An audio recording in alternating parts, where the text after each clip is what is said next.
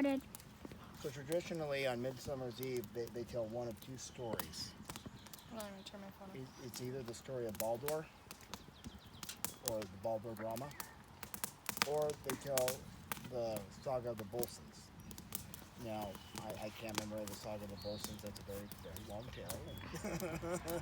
Most people can't, because it's a couple hour long tale.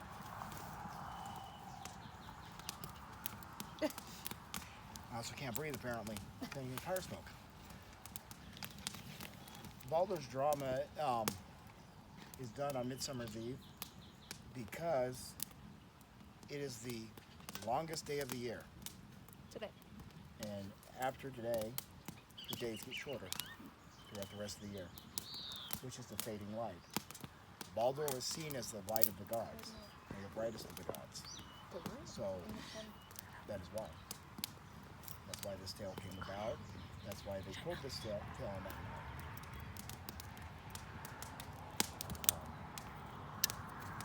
And the opposite, on Midwinter's Night, they tell a couple other stories. One is the return of Baldur, which nobody knows the origin of that story or how old that story was when it came about.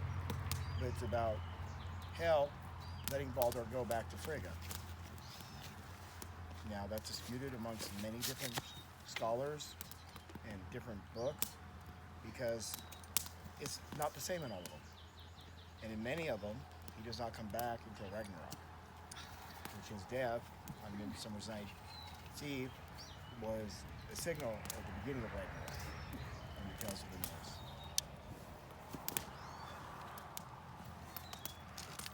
So Baldur had bad dreams.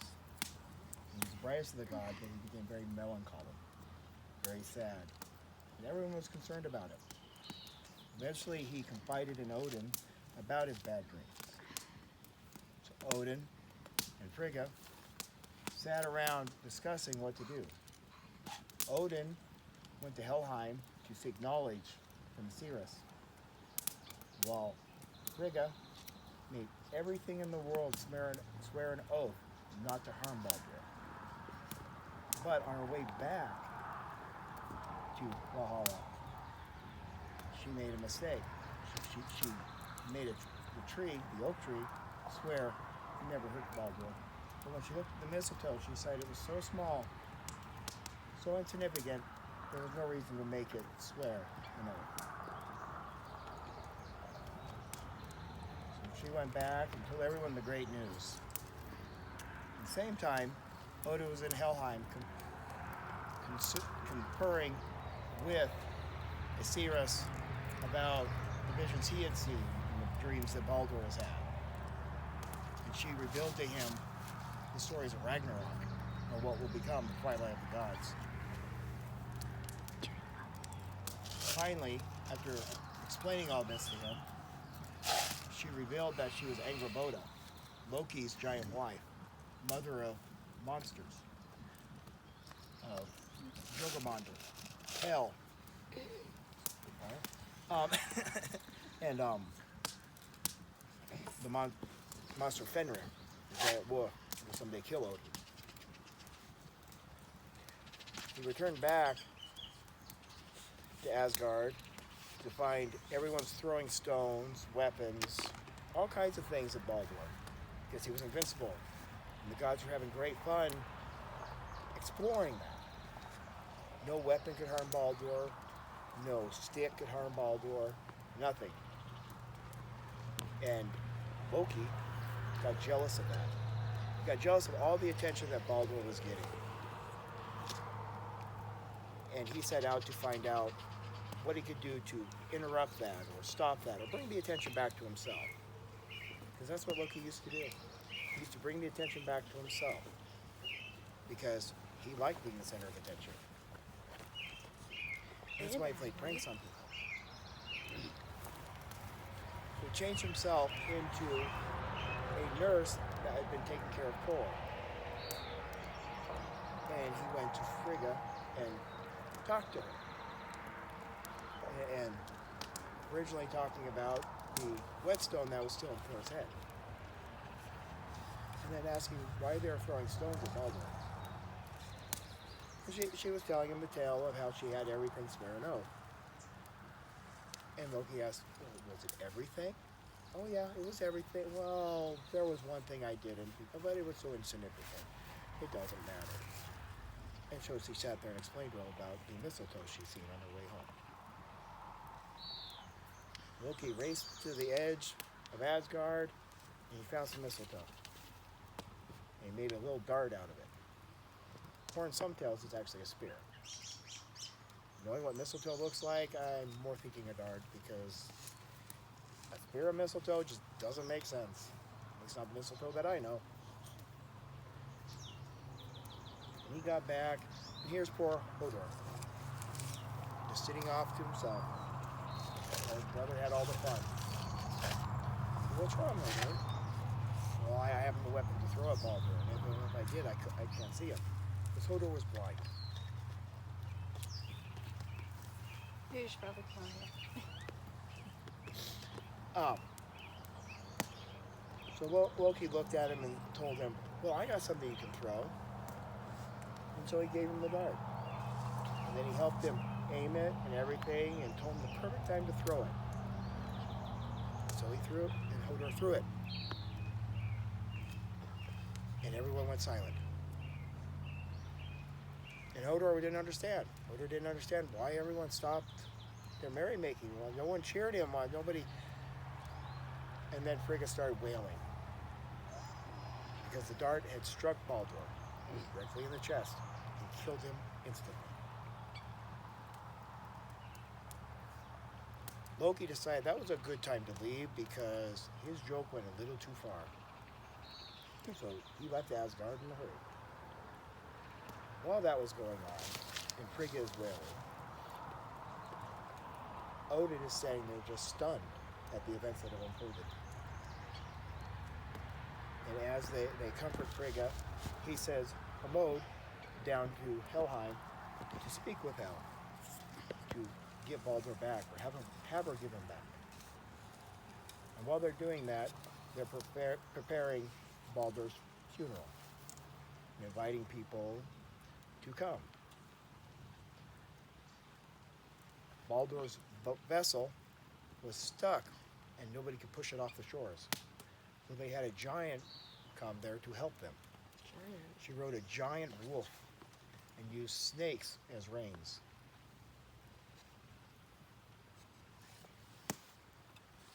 She was able to push the boat out into the water with such force that it made a big splash when it hit.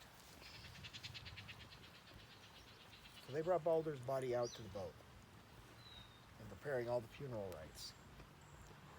Nanna, his wife, at seeing Baldur's dead body, fell dead of a broken heart. So they added her body to the funeral boat as well. Everyone piled gifts.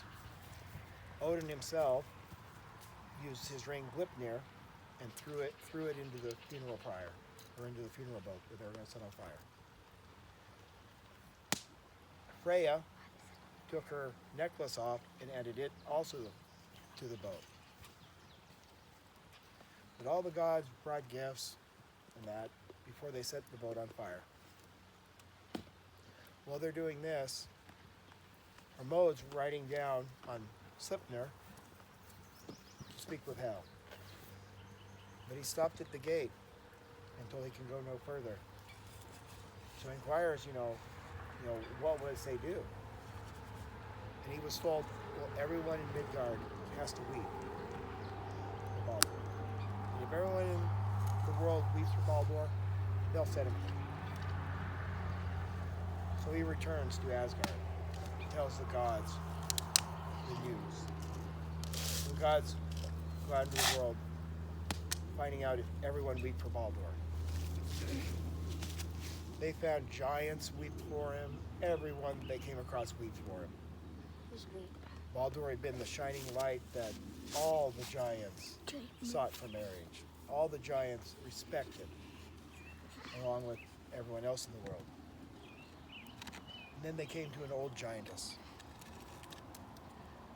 And when she was told about Baldur's death and deal with hell, all she said was, let hell keep what is hell's. And then she turned into a crow and flew off. What? And at Gods can do moment, that. The gods knew Baldur was truly lost.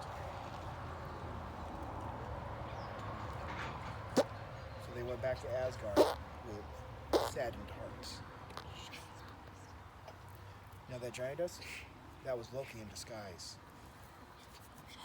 Or he hated Baldur. He'd always been jealous of Baldur. Though he didn't purposely make Baldur die, he still rejoiced at the fact that Baldur was no longer there. No longer was the shining light of Asgard. Odin sought knowledge in the runes to come up with what to do, especially with Hodor. It was prophesied that no one in Asgard could kill Hodor for what he did. But one of Odin's sons, not born, would. So Odin went and had a son with Ran, the sea goddess. When he was born, he killed he killed Hodor in vengeance for the death of Baldur. But there was still Loki, so I had to find Loki and punish him for what he did. So the gods searched far and wide for Loki. Now Loki had decided to hide himself for protection. And where he hid himself was at the river where he had once killed the otter, who was not an otter, but a man at one time. His father turned him into an otter because he loved the sea so much. He built a house on that rock. And the house had doors at every direction, so he could watch anyone approaching. Loki invented nets so he could catch fish. And one day he was repairing his nets, and Foresight, and Thor, and Tyr, and many of the other gods came. He seen them approaching, so he threw the net in the fire. He turned into a fish, jumped into the river to escape. And Foresight was looking at the net that was in the fire, all burned up, as Thor grumbled about Loki getting away. Foresight said, I think he turned into a fish, because Loki could change shape. He found some twine that Loki had been using to repair the net. And looking at the pattern in the fire, he was able to recreate the nets. And they tried to catch Loki. They dragged the nets to the water, and Loki just swam under it. So they tied rocks to the bottom of the net to weigh it down. And then drug it back again, and they caught him. Thor grabbed a hold of him and held on so tight that Loki finally just gave up and turned back to his normal self, while being throttled by Thor. Because there was no love lost between those two. Now, what should we do with Loki? That was the question all the gods had. We've caught him, now what do we do with him? He is blood brother to Odin, so they couldn't just kill him, because that would be going against an oath. So they sat and thought. The best thing they could do was imprison him. How to do that? They thought some more. They finally came up with tying him in a cave, It's okay. binding him A in the cave is basically a cave. dried guts of his dead son, who they had killed in front of him by turning his other son into a giant wolf. So that brother killed brother of Odin, or Loki's bloodline. They bound him with his own son's guts in a cave until the end of the world. Skadi, the giantess who had married Nord, hung a snake above his head. It drip venom on him and caused him immense pain. So Siggy, his wife, had a bull on him. He was catching the venom. All out of love for poor Loki. But she truly loved him, and what he had done.